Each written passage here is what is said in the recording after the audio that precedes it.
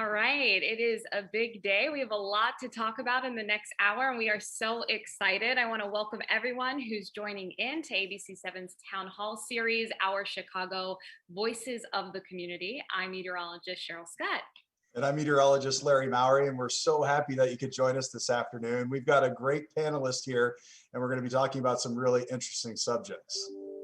Larry and I are part of a weather special for the ABC network, Our America Climate of Hope. There it is. And we're excited to be able to share a little bit about it. And we have some great guests, experts in climatology, meteorology, ecology, and the aquatic sciences. We'll be talking about the impacts of climate change and significant weather events where we live, and touch on the upcoming special, which highlights some of the solutions everyday people are offering, including next-gen social media eco-stars from around the country. Yeah, you can check out the special Sunday night at 11 o'clock right here on ABC7. And, this is the kind of stuff that Cheryl and I talk about every day during our weathercast. But there are also some really important information points we want to share with you that we hope you will find very interesting. Billions of dollars in damages are due to climate disasters every year, and they're really at historic highs, with the worst wildfire season on record, spawning deadly mudslides, extreme cold and ice, which crippled Texas. That all made national headlines, and they're just a few examples of these weather events that are wreaking havoc on our environment. So we're dealing with floods and fire, polluted air, and plastic waste. All of this is impacting a lot of different communities, but in particular, impacting communities of low income and communities of color the most. Yeah, but thankfully there is hope. What are the solutions? Our guests today, local environmental experts joining us here, will share their perspective on a variety of issues: climate change, the state of local waterways, and how weather information impacts agriculture. Our panel will take a deep dive into possible solutions and how human management can make a difference, how you can also make a difference. So with that said, we have some very special guests joining us from the Chicago Midwest area. And I will start off by introducing Trent Ford. He is our Illinois state climatologist. We are so happy to have him with us. He's actually from Illinois. We also have Phil Willink, who is an aquatic scientist, joining us from the Chicago area as well. We also have Andrew Pritchard, who's the senior meteorologist for Nutrient Ag Solutions down in Champaign-Urbana. Great to have you with us, Andrew. And also Dr. Christy Rawlinson with the Morton Arboretum. And so we've got a great panel of experts kind of in different fields of expertise. And so we're very excited for you to join us. And let's just jump right in, because Dr. Ford, I think one of the questions that a lot of people ask of Cheryl and I when we're out talking about weather and whatnot is, how has the climate changed here in Illinois and Chicago over, let's say, the past 50 to 100 years? And we hear a lot about the projections. What are some of those that you see? Yeah, so the historical trends over the last century can be summarized by wetter and warmer. And that is for the Chicagoland area, but also for Illinois more generally, the Midwest more generally as well. So every season, all four of our seasons, winter through fall, have increased in temperature over the last 100 years or so. Winter is actually warmed by the largest rate relative to other seasons. And we've seen the largest increases in our nighttime minimum temperatures as opposed to our daily maximum temperatures. They are increasing in all seasons except summer, but minimum temperatures are increasing at a much larger rate. So our night times are getting warmer. Our daytimes are also getting warmer, but not by the same rate. We've also seen increases in humidity, and that can play a role with that nighttime temperature. So especially at night, we're seeing increases in humidity across the region as well. And then on the precipitation side, just like every single season has increased temperature, has gotten warmer, every season has gotten wetter as well. Interestingly, in Chicagoland area, the season that's gotten wetter the fastest or at the highest rate is actually summertime. The majority of that increase has come in the summertime. And impactfully, the precipitation is not just falling in larger totals, but we're also seeing an increase in intense rainfall. And that, of course, can create a tremendous amount of impacts for stormwater drainage and things like that. And so overall, with historical, the warmer and the wetter pattern is what we've seen. Now, as far as the projections for the models, of course, there's uncertainty when you're predicting the future, but model projections indicate more of the same. Essentially, when you take it for the entire year, temperature is projected to continue to increase, as well as precipitation. What's important, though, is something that we haven't seen in the historical that the projections are indicating will increase in frequency into the future are extreme heat events in the summertime, which are very important for urban areas, and precipitation variability, especially dry spells in the summertime. And so both of those things are things that we actually haven't seen increases over the last 100 years, but the projections and models are consistently picking up on that as a change into the future. And of course, those have serious implications for our region. Yeah, and I'll go with Phil next. A lot of this has impacts that we're seeing here locally, our lake levels from the heavy precipitation events over the past couple of years. And if you just want to go into some minor detail right now, what you're seeing. Yeah, so lake levels in Lake Michigan have really caught a lot of people's attention lately. We were very, very low about 10 years ago, and now we're really, really high. A lot of people are asking why, what's going on? It's a complex issue. There's a lot of factors, but the two primary ones are climate related. It's precipitation and evaporation. And it was just sort of pointed out, precipitation is expected to increase in the future. And sort of intuitively, when you have more precipitation, lake levels are going to go up, and this can be rain or snow. Evaporation, also a climate variable, is related to the temperature of the water, the temperature of the air, relative humidity, wind speed, all of these types of things. But something a lot of people don't think about is ice cover. And so when there's ice, a lot of evaporation actually occurs during the winter. And when there's an ice pack, that keeps the water in the lake and evaporation levels are low. But we've seen the lake warming up and we no longer have as much ice as we have in the past. And so now that drives lake levels down. And so what we're trying to see is looking into the future, there's these predictions for precipitation and there's predictions for evaporation. Both are predicted to go up, but it's a balance between these two factors. And so we need to be ready for this because with these high lake levels right now, we see a lot of erosion along the Chicago lakefront that's causing millions of dollars worth of damage. So it's a real life impact and a very expensive impact, all once again related to climate change. And Christy, speaking to that, you're at the Morton Arboretum, and I love your background because you've got tree samples behind you as well. Talk to us a little bit about I love the Arboretum because they have 100 years of solid data out there at the Arboretum. Tell us what you've seen and what you've experienced. Yeah, I was trying to not like bounce up and down because exactly what Trent and Philip said are what I think about with the trees. And so Trent said that, we've been getting warmer and wetter over the past 100 years. And that actually goes back even further. Since the time that Euro-Americans came into the area and changed the landscape, that warmer and wetter trend is part of something we're seeing in our forests and facilitating changes in the regional forest composition, particularly lack of oaks regenerating because they're really adapted to those hot, dry temperatures. And then as we're thinking about the future and with these warming patterns and the uncertainty about precipitation for the trees, it really is exactly what Philip said about the lake, but about trees. It's all about that balance between what's coming down and getting absorbed by the soil and then what's leaving through the tree's leaves as evaporation and basically the trees breathing is what draws all that moisture out. And so kind of connecting it, we've seen this wetting trend, but is it going to continue? And it really is going to come down to those warming trends and then that balance with the precipitation and the rate at which it comes in. And we'll feed right into Andrew off of that. You are also a meteorologist in the area and you work at Agribul focusing on forecasting for agriculture, and you're seeing some impacts with what we're talking about in the agricultural world here in the Midwest. Sure. I was going to say the same thing as Christy. I think all of us are just kind of, seeing and thinking the same thing, warmer and wetter. And when you talk about that, some people might say, is that maybe good for agriculture in the Midwest? And of course, it's not that simple. We are getting wetter.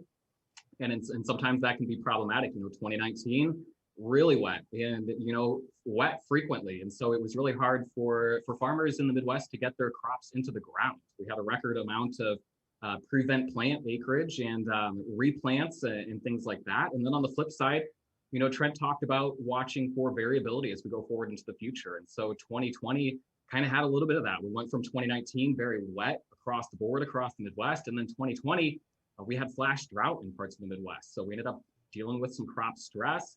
We had crop fires as we went through the later parts of the summer. So, it really has a direct impact across the board here in the Midwest. And, it can be quite problematic. I think that's a great point, Andrew, how variable the weather is. You know, we talk about trends and what we've seen, but there are certainly huge degrees of variability year to year and even week to week. Of course, we witnessed that here in Chicago, where the weather changes in 5 minutes, it seems like. But, you know, Trent, speaking to this too, we know it's getting warmer and wetter. And I think a lot of people who think of climate change think of hot and dry. And that's the case in other parts of the country, but obviously the trend has not been that way here in Chicago and Illinois and Northwest Indiana. But those projections of increasing temperatures, do they also increase the precipitation at a same rate as what we've seen? Yeah, they do. There was actually a new study put out by the Yale Climate Communications section a couple weeks ago that showed that people associate the impact of climate change on them with how many hot days they experience. And on one hand, that means that folks are aware of things that are going on. On the other hand, it's a bit unfortunate because yet here in Illinois, we haven't seen that number of very hot days. And the projections do indicate that precipitation will continue to increase, or project precipitation to continue to increase into the 21st century. There's a bit more uncertainty in the model projections in precipitation and temperature, just because of the difficulties with modeling precipitation, especially summertime precipitation. It's so localized. But yeah, that pretty consistently increased precipitation. And so the issues that we're seeing with increased wetness, you know, as Andrew and Philip and Christy talked about, that is likely to continue to increase, if not intensify, throughout this century. And Trent, I just want to add to that, because I feel like the Midwest is in a unique location when we talk and focus on climate change in terms of that risk. A lot of people also think about climate change. We think about the coastal zones and the sea level rise and the wildfires. We may not be in a location that's as high risk as these areas, but we can definitely still anticipate, and the models are showing some big changes for our region, such as those big temperature increases potentially by 9 to 10 degrees Fahrenheit by 2070, extreme heat potentially as well, and then the increased precipitation. That would be a huge concern for those that are more prone to flooding in this region. Yeah, I've seen those reports done before where the Midwest is the safe haven of climate change, things like that. I think those are quite overblown because most of those studies almost completely disregard flooding and extreme precipitation. And anybody who's lived in the Chicagoland area for more than just a year has probably either experienced flooding themselves or knows somebody personally who's experienced flooding. And the same is for downstate Illinois as well. And so, you know, we are in a good place to not have as large of impacts from things like sea level rise and wildfire, extreme drought, you know, multi-year drought, those sorts of things. But certainly extreme precipitation and the impacts that it causes, flooding or flash flooding and damage from that is something that is we have seen increasing trends in. It is a real concern throughout the Midwest. And again, with the projections, with pretty good confidence, are continuing to project increases in that extreme precipitation that results in that flooding. And so that is a risk, and an increasing risk over the next couple decades. And one of the things that with climate change we talk about is adaptive measures to the change. And there are certainly communities that are more apt to adapt to those changes than other communities. And Christy, I know you've done some research too on low income and impoverished areas that are, you know, they have less tree canopy in those areas, and they're more prone to extreme heat and obviously flooding events as well. Can you speak a little bit about that? Yeah, we know from looking at the trees back in 2010, and in a few weeks, the Morton Arboretum is going to be releasing an updated data set from 2020, where they've gone out throughout the Chicago region and done a tree census. So they've gone out, they've measured all the trees that are in people's yards and on the streets. And so we have this really great picture of where the trees are and, you know, what's where and what is that equity. And when we look at that picture, we really see that under-resourced communities, particularly, you know, along the south side and the southwest near suburbs, I'm not from the area, there is nowhere near the amount of tree cover that we see in the northern suburbs. And that's a problem, because trees are this really great natural solution to mitigating some of these climate change impacts. So that whole thing about trees using water and, taking it out through their leaves, that's kind of like a natural air conditioning system for a lot of systems. And so what we're seeing is relatively wealthy and white areas have more trees, they have bigger trees. And so it's kind of, the rich are getting richer, and these under-resourced areas, these impoverished areas, don't have the same access. And so that's why we've been using the tree census to figure out who do we need to reach, where do we need to go, and then working with those communities directly to find the right tree for their place, because it's not going to be a one-size-fits-all solution. It depends on, how close are you to the lake or a river, or, how big is the road that's going by? And so you really have to work with those communities to make sure they're getting solutions that work for them. It's not a one-size-fits-all.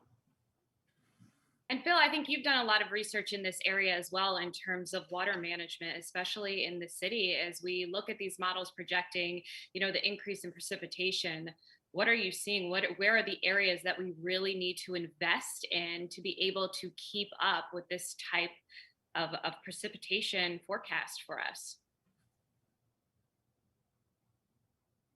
Yeah, and so this kind of brings up a couple of issues, and one of those is we're talking about the impacts of climate change, but some of these impacts are exacerbated by how we've modified our environment over the years. And a good case in point is this flooding. It's because in Chicago, in the suburbs, so much of our land are streets and parking lots and buildings, and we call that impervious surfaces, and they prevent the water from getting into the ground.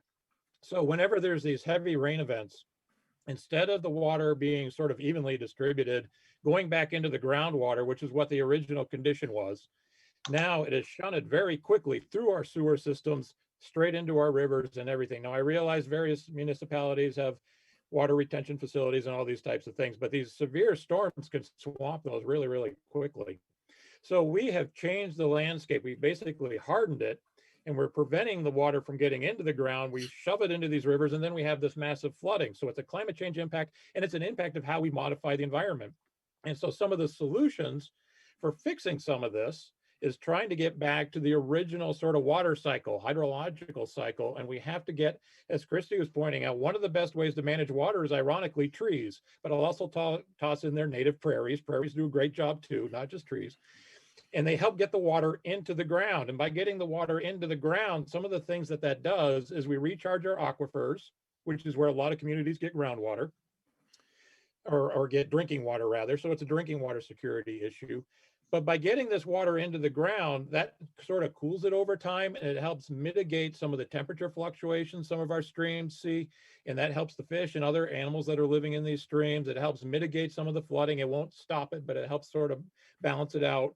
So it also, furthermore, as like Trent was pointing out, he was talking about heat events as well. If we can get more water into the ground with groundwater, then if there's a drought, that will help supply water to streams during low water times. So when there's high water, get it into the ground, low water, it can come back out, and you can sort of balance the stuff out better. But we've changed the world so much through all the buildings and the malls and roads and everything that, we're just basically making a terrible situation worse. Yeah, it's so interesting, Philip. And I think anyone who's tuning in right now is watching this knows this. Everything is so interconnected. The lake, the rivers, the trees, the agriculture, everything ties in together. And Andrew, Philip mentioned prairies. And I know farmers in the past couple of decades have really kind of adapted their farming practices to improve yields, obviously, but also prairies are a great way to put carbon out of the atmosphere and put it back in the ground. And there are a lot of farmers doing cover crops and things like that to help in that process. Absolutely. Yeah, I feel really lucky to be a meteorologist working in the agricultural world, because if there's any, group of people who's watching the weather closely or more closely than us meteorologists, it's the farmers out there, and they can tell you what's going on. They're seeing these changes. And so they're very open to being adaptive and, making some of these changes. And so, you mentioned that cover crops, trying to increase that kind of activity where we can kind of try and keep some of the nutrients in the soil, trying to prevent some of this runoff from some of the high precipitation events. But then we're also kind of bringing technology into the fold. I kind of work for an agricultural tech company. And so we're trying to help the farmers in the field, kind of plan a little bit smarter and make sure that they're getting out in the fields when it's actually smart to do so with these, more frequent rainfall events. Planting windows are getting tighter. They've gotten tighter by an average of about 5 days since the 1980s. So it's really about, adapting to some of these changes, ways to keep the nutrients in the soil, but then also just kind of about going about it a little bit smarter as we have to dodge some of these, these impacts. And again, in the Midwest, it's really been the heavy rainfall and the frequency of it that's been the most problematic. And Andrew, feeding off of that, in our backyard, we have one of the most natural resources that you can get, right? We have 20% of the world's fresh water right here in the Midwest, the Great Lakes, and we're talking about climate change and the stressors that we're seeing. And one of the biggest things that is impacting the quality of our water in the Great Lakes is agricultural runoff. And Larry just mentioned cover crops. And we are seeing more farmers adapt to those practices and implement the changes needed to stop this nutrient runoff from going into our Great Lakes, causing algal blooms. Can you talk a little bit about that? Because I don't know if the Midwest is really in tune. They might know the news story that broke in Toledo a few years ago, where residents just had to completely shut off their water. They couldn't drink water for 1 to 2 days because of these toxic algal blooms from increased precipitation, allowing for these nutrients to continue to run off into our waterways. Sure. Yeah. And when it comes to the actual blooms in the lakes, I can't speak so much to the science of what's going on there, but I can tell you that, a big step right now is just kind of telling the story. So it's showing the farmers what's going on. We all learn best visually when we can see what's happening. And then, with the sustainability project that we're actually starting to build and build quickly here within Nutrien, it's kind of showing them their story too, taking the time, helping them track their management and track their inputs as we go through the growing season year over year, showing them that, in the winter where we can make some changes, and adapt to things in different ways. And it's just about slowly trying to open people up to kind of taking a look at what's actually going on, just showing the data, showing what's happening. Again, the farmers, they know, they're seeing it firsthand, but then it's about showing them, some of these easy changes we might be able to make. It doesn't have to be everything all at once, and it's again, just kind of, you're not holding their hand through it, but getting involved.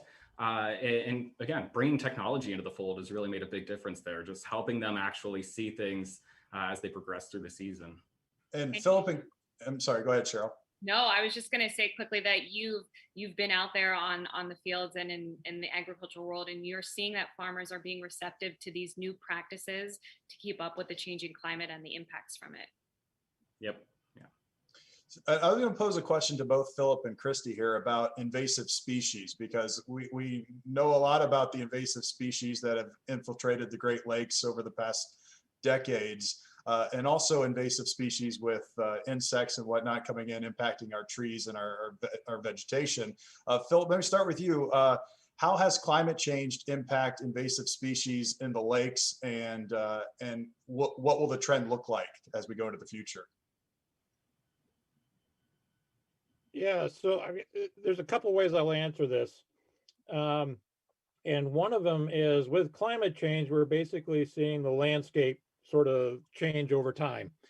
And it's a very complex issue that a lot of different people have already brought up in this discussion. And there's going to be winners and losers depending upon basically what we call thermal profiles. What temperatures can various species respond to really, really well. And so some species are actually going to benefit, those that like warmer temperatures, and other species that like cooler temperatures are not. And so it's going to be a mix of these types of responses. And so some of these we wouldn't necessarily call invasive species, but they may be less common species, and they may supplant species that are more popular. For example, trout in Northern Illinois are not, don't have a very bright future. They like cool water, okay? But other species do, such as basses, they will have, and those are also popular fish. So you get these mixed responses. Now, another aspect of climate change is the changes can be very, very quick. So if you give nature time to sort of react, then it usually can. But a lot of our native species it needs a little while to catch up. It has to do that. A lot of invasive species sort of had this inherent capability of going into an area really quickly and taking over that area really quickly, and so they can, which is why they can invade so well. And so with the climate change changing the world around them, they're sort of predisposed to do well because they can react quickly to changes in the environment. So this sort of creates a situation where invasive species can easily outcompete a lot of our native species. This is a little bit of a tangent. I won't go on it too far, but climate change is just one of many environmental problems we're facing. There's invasive species. There's still pollution. There was nutrient runoff that we brought up, all kinds of other habitat degradation. And so you can't look at just climate change in a vacuum. It's this giant umbrella concept that sort of stretches over all of these other concepts that makes it super difficult to try to go in when you try to solve these problems. But it is a huge problem that we need to address. I'll defer to Christy on some of this. Yeah, I think Philip hit a lot of the things that immediately come to my mind is when we're talking about trees and forests, there are, of course, these direct impacts of climate, weather, climate change. But some of what we're most concerned about in this region, in the Chicago region, in the Midwest, are these indirect effects of climate change. The invasive species, exactly what Philip was talking about with them coming in so quickly and taking over.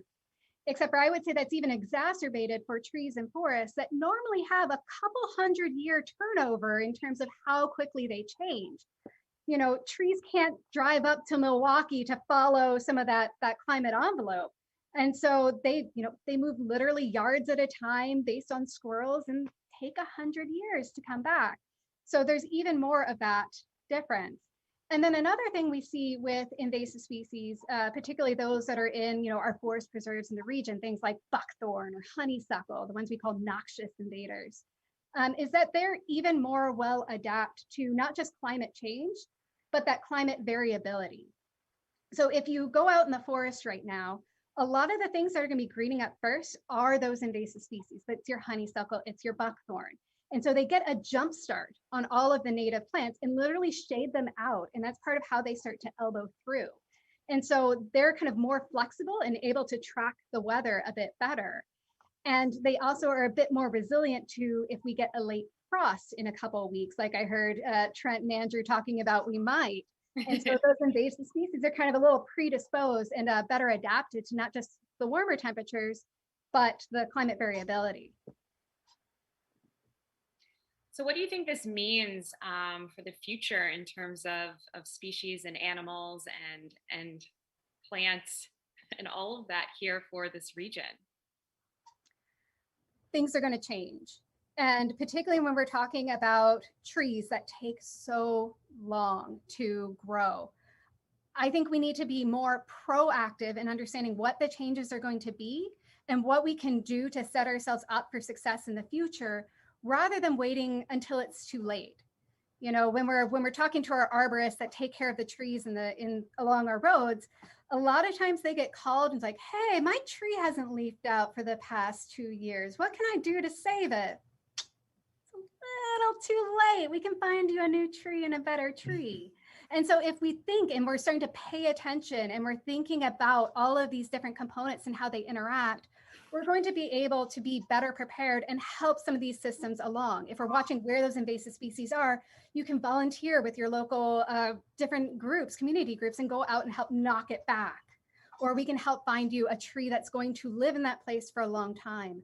A lot of trees in urban environments live for only about 9 years. Really? Which, a tree should live longer than my dog. So we want something that's going to be able to be there and be part of the solution for 100 years to come.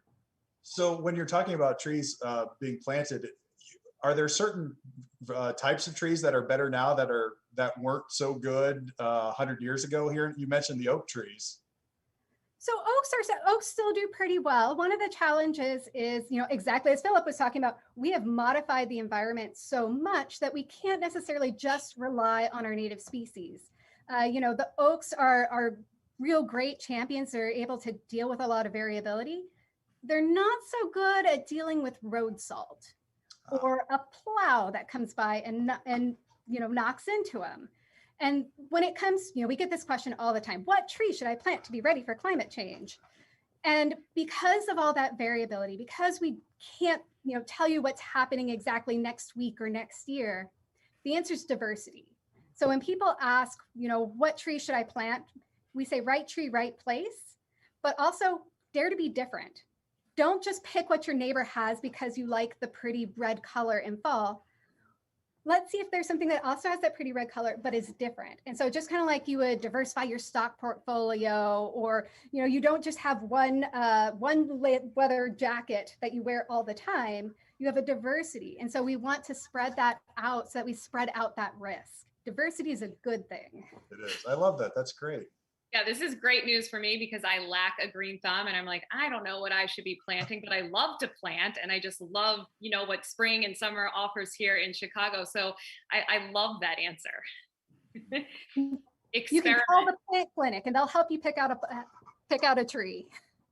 Yeah, and staying on this theme of kind of invasive species, I don't want to open the door to this, but a lot of people talk about the Asian carp here in the Midwest, and it is a big threat to the Great Lakes. I don't know who wants to touch on this, maybe Phil, but there's a lot of measures being implemented to keep the Asian carp out of the Great Lakes, and this is so important because they are just wiping species out left and right.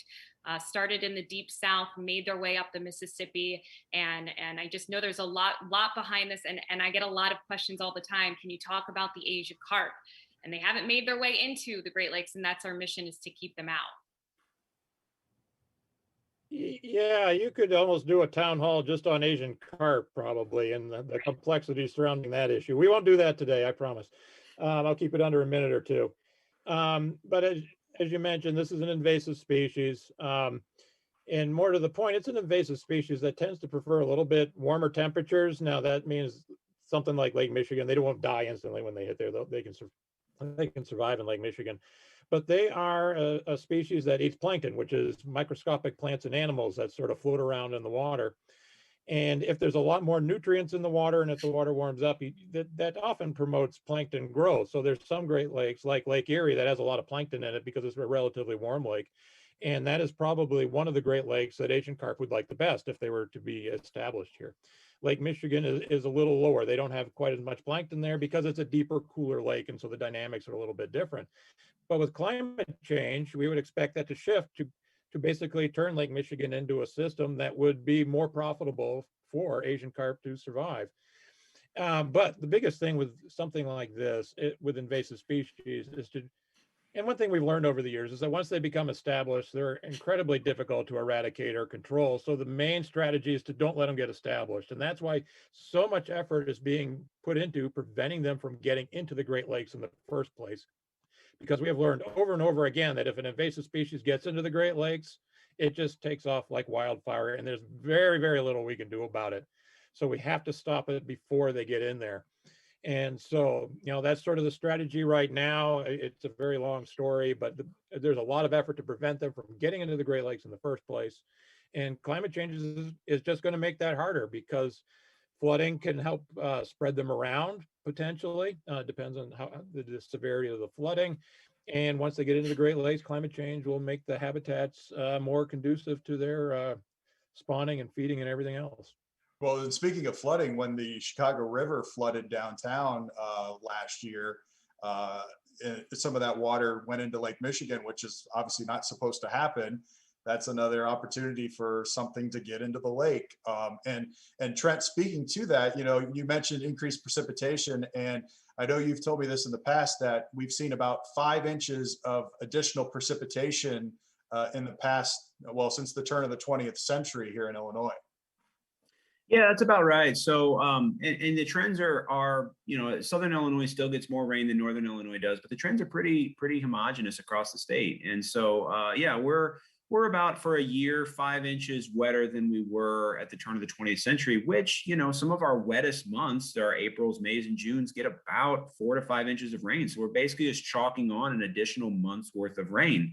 And again, you know, it would actually be beneficial in some ways, and has been in some ways. But I think the intensity part is extremely important there, where we're seeing the rainfall, 5 inches more, but it's coming as these lower frequency but very intense events. And I think something that Philip and Christy spoke about, and Andrew as well, is that, you know, the soil can really only take in so much of that.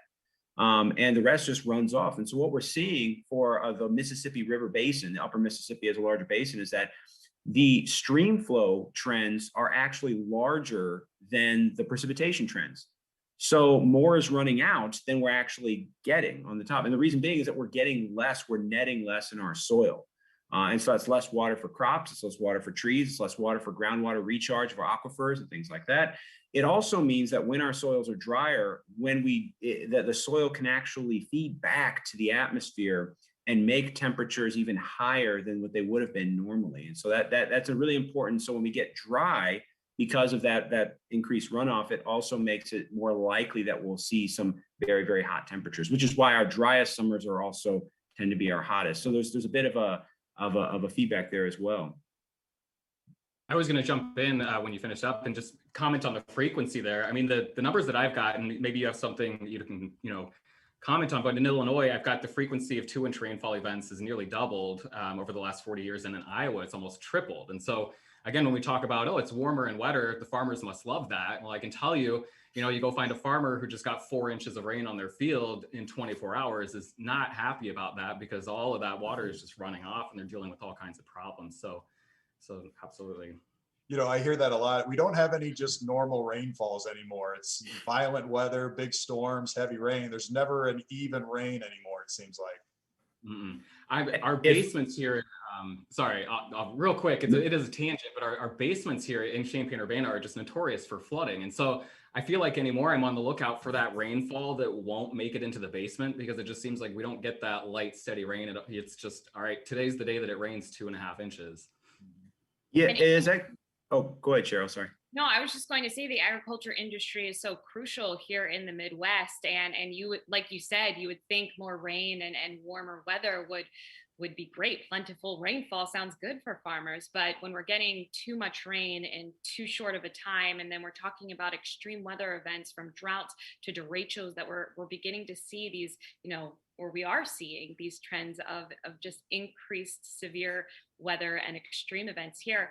What are the impacts that can be felt in the agriculture farmland because of these? Yeah, well, you mentioned the derecho, and that was an interesting experience because it was right in the midst of that flash drought that we talked about that was kind of stretching across parts of Iowa into Illinois. So it was, I was up there, I get out and, try and look at some of these storms. I love the severe weather and the storms, observing them, but I came upon a farm that had been heavily damaged.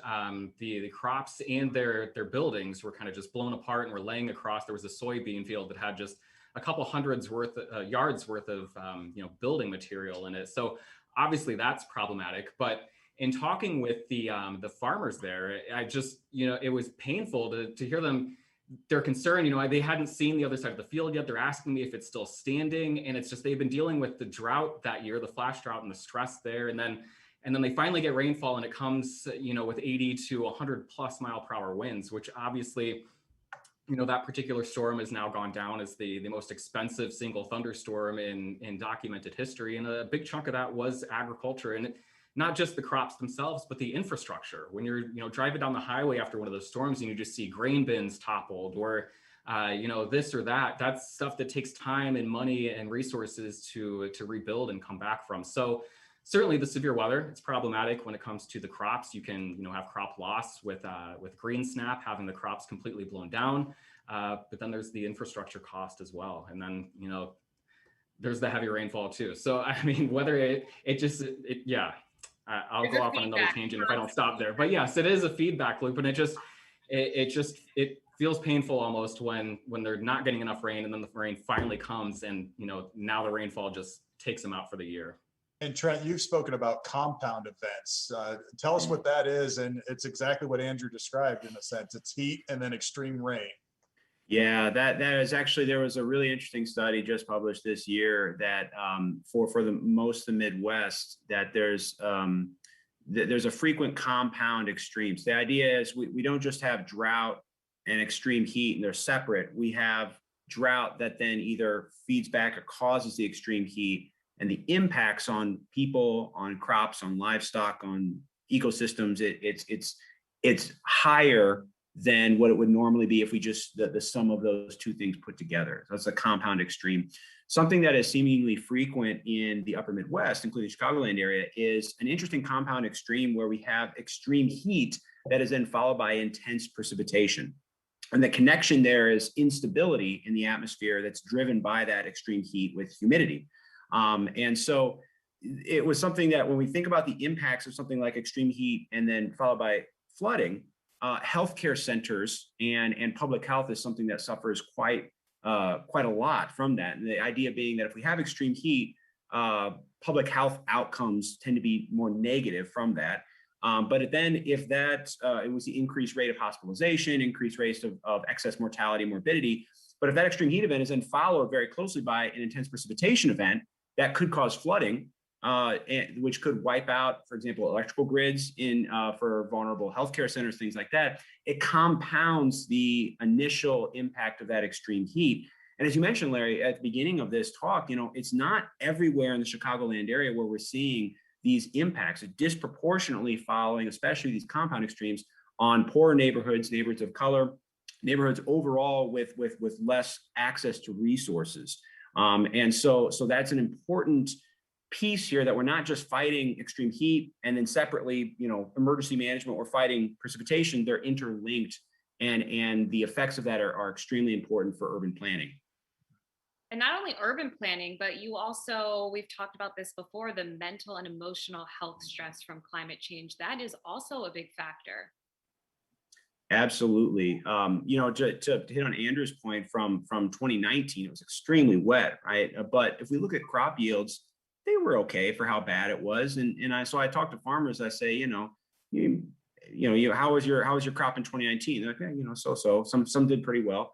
Say, how many of you would volunteer to go back to 2019, right, and do that? And absolutely nobody, crickets, right? And the thing is that the mental health toll of sitting in your house, knowing you need to get your field work done, but not being able to get in there day after day after day after day, takes an immense toll. And the same thing for harvest.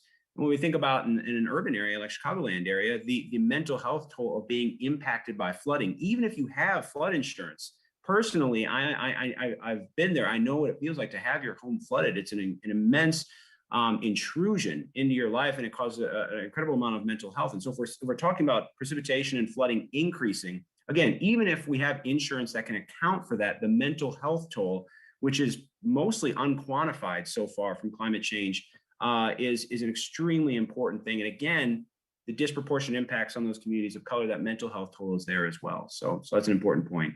Yeah, and here in Chicago, where basements are prone to flooding in a lot of areas, it is something that's top of mind. I'm actually sitting in my basement right now, and whenever we get heavy rain events, it's one of the first thing that pops into my mind too, for sure. So we've been talking about a lot of things that are kind of scary, frustrating. We're kind of in this point of like, what do we do? I mean, we're just here at this point. So I wanted to ask each of you, are you hopeful for the future? Are you seeing things that are giving you optimism? What do you think? I mean, we talk a lot about doom and gloom with climate change, and there's obviously, as Philip mentioned, there's going to be some winners and some losers. But what's your opinion of the future? And we'll just start with Christy first. Sorry, Christy, you're on the spot. Oh boy, that's depends on the day, depends on how pessimistic I am. But on the whole, I have to say I'm hopeful. And it might sound kind of corny, but I look at the trees that are around us. I look at their rings. There are trees on our grounds that go back 200, 250 years. And I see the amount of variability that these trees can put up with. And the trees can't do anything about it. We can. And so I think people are just as resilient. Sometimes we're pushed to our breaking points. That mental load seems to be too much. But when we work together, when we get creative, when we use, the variety of approaches and solutions at our disposal, I don't think we are going to stop climate change, but I think we can prepare ourselves and our communities to deal with its impacts better and soften that blow. So on the whole, I'm an optimist. Andrew, you want to go next? I will, and I'll keep it positive. I think that I am hopeful, and I would say, my reason for that, at least specifically with agriculture, is just the openness that I found in this field for the people with the boots on the ground, the farmers out there who can make a big difference, are very open to, again, they've seen it, they're open to some of these changes, they're open to working together to help kind of mitigate these issues that they know they're contributing to, and they don't want to be the bad guys, and they know that, you know, a lot of time they get a big chunk of that blame, and a lot of that is just, you know, let's see how we can work together, and let's help tell their story too, and show that they are trying to make changes and you know, help take care of this planet. So I'm definitely hopeful, and I know it's going to be a lot of work, but it seems to be that a lot of people are more open to it than you know, resistant to it. Philip? Yeah, I'm going to say mixed. I don't want to be too pessimistic. I don't want to be too much of a downer. I would say the fact that we are sitting here having this conversation is a huge plus. And we're not the only people that are having this conversation. A lot of others are. You have the special coming up, so that's a national, on and on. We are hearing things coming out of the administration addressing climate change, on and on. So there's a lot of discussion, a lot of talk, both nationally, internationally, and locally. So that's all great stuff. The reason I'm a little mixed is because, for example, some news came out, and I know Cheryl knows this, that the bottom, or hundreds of feet below the surface, Lake Michigan is warming up as well. We've known that the surface has been a long time, but some of us always thought that, you know, the bottom of Lake Michigan, it's generally cold down there all year long, and that maybe this would be a refuge for some of the cold-loving species. They could go down there and sit out this crisis. If things sort of settle down, then maybe they can come back up and, you know, kind of reestablish whatever territory they particularly had. And that's shown out to not be the case. Lake Michigan is starting to warm up farther and deeper depths. And this is important because there's a lot of what I'm going to call momentum associated with these changes. It has taken decades, years and years to get to this point, and it has gotten to this point. And even if we implement a lot of changes now, it's still going to keep carrying forward. And there were some other news reports coming out, same thing with the atmosphere. Even if you implement changes now, the momentum is going to carry for many years to come. So basically, we need to do things now. We are moving in that right direction, but this is going to take a long time. And another aspect of Lake Michigan's story is that there's just no place to hide from this crisis. Okay, it is everywhere. It is all over the globe, and it is in the depths of the Great Lakes. It is in the depths of the ocean. Places that we don't even see or really go to all that often are being impacted by our actions. So I think we need to do more. There's a lot more. We've talked about some of the things, and maybe in a little bit we can talk about some more things that people can do, but we have a long way to go, but we know where to go. And so that's a good thing. So that'll be a positive note. I'll end on the positive note, even though initially I said mixed. Trent? Yeah, I could be mixed as well here. I can be doom and gloom, and it's really easy to do that. But I find optimism in, I talk to a lot of folks around the state, and climate change, 90% of the talks I give are about climate change, and that's from their asking, not me just going around giving the talk. So what I found is that people are much more willing to talk about it. People are much more willing to accept it. It's no longer, is climate change happening? It's what is climate change? What should we do about it? Those sorts of things. And that's a momentous change from just even 15 years ago. I find a lot of optimism in youth and youth activism, especially towards this issue. When I'm talking to classrooms, K through 12 classrooms, talking to college kids, it's you know, they already know what's going on. They already understand the science pretty well, and they're already getting into their community to make a difference, which is something that, you know, like I had to be pushed to do that kind of thing. They're already doing it. They recognize the issue.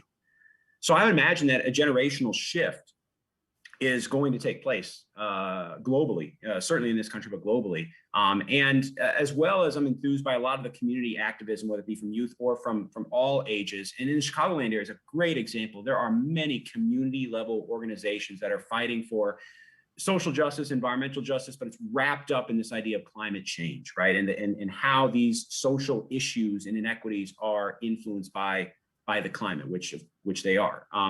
So that is really exciting to see. People are doing way better work than I am on this, and that's very good. The mix there is that we can't wait for the 12-year-olds now to make the difference. By the time they get into power to make the difference, we're going to see a lot of the impacts like Philip had talked about. So those of us who have power now, who have agency now, need to make the difference. We need to inform ourselves on this issue. We need to understand what our role is, what our system's role is, what our choices are, and how it affects us, and make the change now.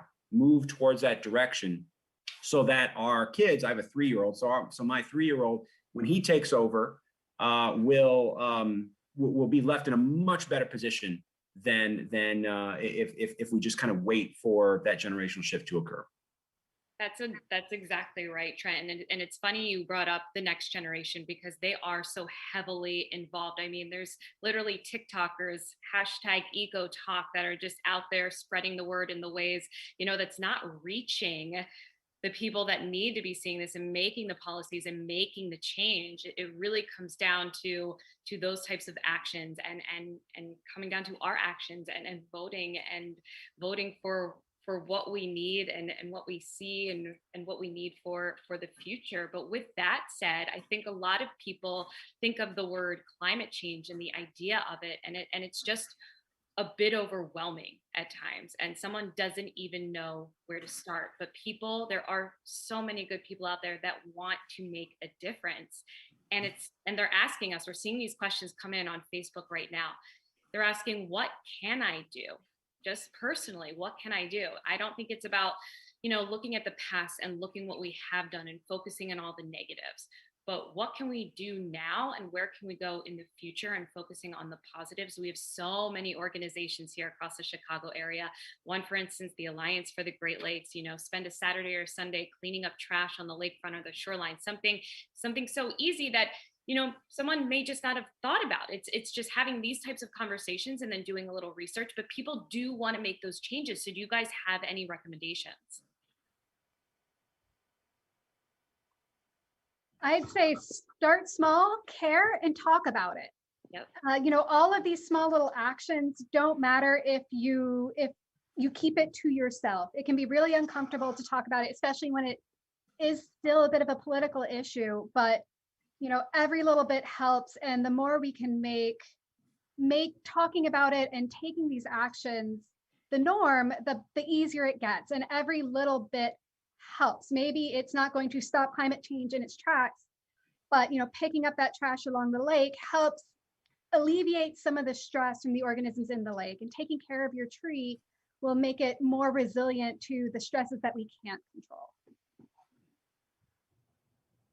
Yeah, I would say first of all, take whatever guilt or feeling of overwhelm. I'm a good Catholic boy, right? I have plenty of guilt all the time, right? But take that feeling of guilt and the feeling of being overwhelmed, and set it to the side, because individuals can't fix this thing. This is a global systemic issue, but we can take small steps to make a difference, as Christy mentioned. And those small steps, like she mentioned, could be just getting involved, talking about it with your family. Hey, how have you heard about this? Is this an issue? Have you thought about this?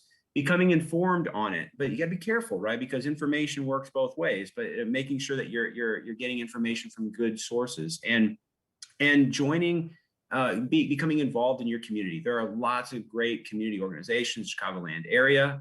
You mentioned the Alliance for the Great Lakes. The Little Village Environmental Justice Organization is doing some wonderful work on this on a neighborhood scale. So that those sorts of organizations are out there.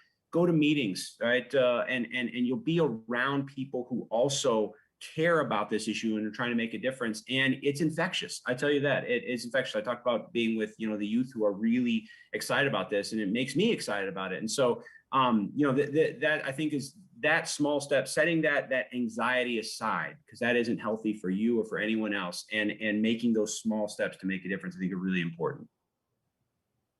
And Andrew, you brought up a great point of how people are receptive to talking about this. And I think that's been a change in pardon the pun, the climate of the conversation, because 20, 30 years ago, it was, well, it's not happening, or this is happening.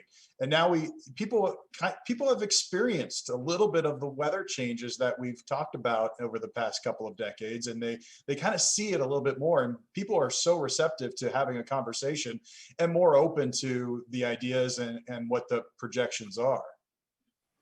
Absolutely. Yeah. Before you brought me into it, I was going to jump in and just say the same thing about conversations. I think that's where it all starts, and it does start small.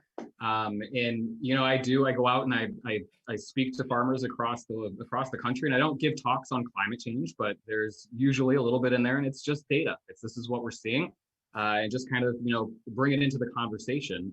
And again, just over the last few years, it is remarkable how many people will come up, often it is candid, at this point still come up and they want to share their story. This is what I've noticed, and this is what's happening, and I can't do this anymore. And, the discussion is starting to roll. And then I know I've mentioned the sustainability, project and platform that we've got here that started with Agrible and Nutrient Ag Solutions. And, the very beginning, it's 3 or 4 growers in, Southeast Kansas or something like that. And now we're talking about hundreds of thousands of acres being involved year over year, with different crops and in different regions across the country. And with that, it's the same thing. It's these people are taking time out of their year, and these farmers are incredibly busy, and they're letting us into their daily work, letting us work with them and track some of these things. And then not only that, but then taking time out of their day as we come to the end of the winter and into the early spring. This is the popular time of year. Well, we're kind of getting past it now as we get into the planting season, but we'll get together in person when we're not in the middle of a pandemic and review all those results, but then also have a conversation. And those groups grow. You've got not just the older generation there, but the younger generation who's going to be taking over those farms. And so there's a bit of a direct relationship there too, where the older generations, they don't want to leave the next group just out to dry there. And so they're seeing the impacts, and they're getting involved in the conversation now and trying to understand how they can make some changes now that the younger generation can then take and expand on those, and they're not just having conversations and leaving all the work to be done there. So definitely, I know it can be a politically divisive topic, and then when we talk about agriculture across the board, I know it may lean conservative, so it can be a scary thing, but I think that's great about putting aside your guilt, putting aside any sort of preconceptions you might have about it, and just start having those conversations and looking at little ways you can get changes going, cover crops, making changes here and there, just little tiny ways to get the ball rolling, because we can't wait, to get some of these changes going, but it doesn't have to be all of it at once either. Yeah, that's all amazing. I don't know if you have just a quick 30 seconds, Phil, to end on before we wrap up for the final 2 minutes. I just tag in there, things you can do at home is look at your energy efficiency. Get energy efficient lights and light bulbs, and look at your appliances, look at your cars. And this has the bonus of helping the environment as well as your household budget. You can literally save money this way. Even another thing is look at your water use. It takes energy and to pump the water to your house and then treat it afterwards. If you use less water, you're more efficient with your water use at home. You help the environment and you save money. So that's something that you can do that will actually have a measurable impact on climate change. Money is a great motivator. Yes. Yeah. Well, I know on behalf of Larry and I, we are just so grateful and thankful to have each of you here today to have this conversation. And I hope this is just one of many in the future. Larry, we were part of a special that's coming up this weekend, and we wanted to talk a little bit about the impacts of climate change here in our region before this special aired. So do you want to tell everyone what will be airing this weekend? Yeah, so the special that airs Sunday at 11 p.m. Right here on ABC7, I've got it as my background. It's a special that's a collaboration of meteorologists from around the country with National Geographic, and it talks about different ways climate change has been impacting really the United States of America, the different regions and so forth. But it's also a hopeful outlook too, because we mentioned in the panel too, there's a lot of kind of, like I said, doom and gloom with climate change, and this is to highlight some positive impacts that people are making in the fight against climate change and the adaptive measures that are ongoing right now to kind of limit the impacts of that climate change. So I hope you can check it out. It's Sunday night at 11 o'clock right here on ABC7.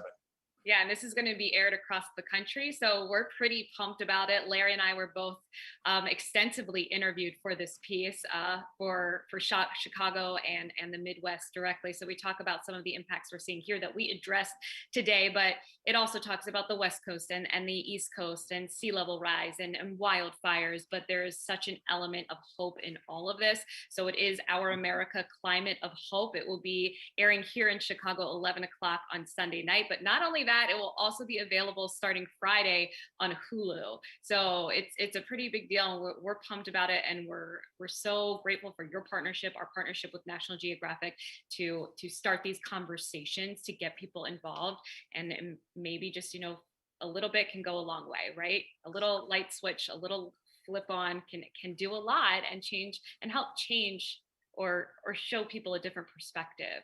Yeah. And I have to say, thank you to our panelists. I've been looking forward to this conversation for we set it up last week, and I'm so excited. This was so great and interesting, and one of my favorite hours I've ever had a conversation with people before. So thank you so much for your honesty and your candor here on this conversation. We appreciate it. And we also thank everyone who joined us today. Thank you for tuning in. We're going to look at those questions, see if we can get them or get back to you on social media, but we'll have more of these conversations, and we encourage everyone to continue to come back and tune in as we continue to talk about climate change. So thank you. Thank you, everybody.